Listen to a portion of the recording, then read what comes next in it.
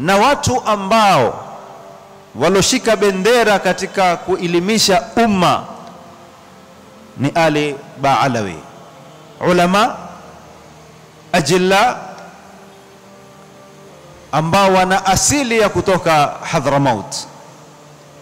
Yarji'u al-fadlu ba'da Allah ila sadatina Ali Baalawi. Fadla yarudi kwa Mwenyezi Mungu Subhanahu wa Ta'ala, kwa sababu yeye ilmu zote zatoka kwake, lakini ilikuwa ilmu hii ilianza kuenea katika Afrika Mashariki kupitia hawa mabwana wa fi muqaddimatihim al-Qutb al-Habib Saleh bin Alawi Jamal al-Layl, ambaye ndio muassis wa Masjid Riyadh al-Janna ambayo yuko Lamu.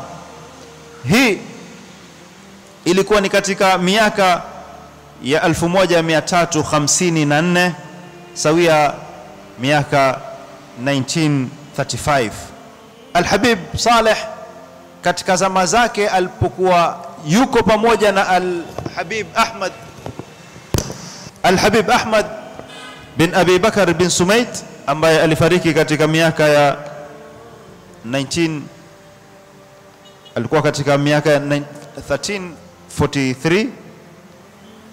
Na wakati huo elimu iliposhamiri, walikuwa na nguzo ya tatu katika nguzo ya ilmu ya Afrika Mashariki, mbali Lamu akiwa Al-Habib Saleh bin Alawi Jamal al-Layl, Unguja akiwa Al-Habib Ahmad bin Abu Bakar bin Sumait, na mwingine watatu katika nguzo za ilmu za Afrika Mashariki ni Al-Habib au ni Sheikh Abdullah Bakathir, ambaye kwamba alikufa katika miaka ya 1344.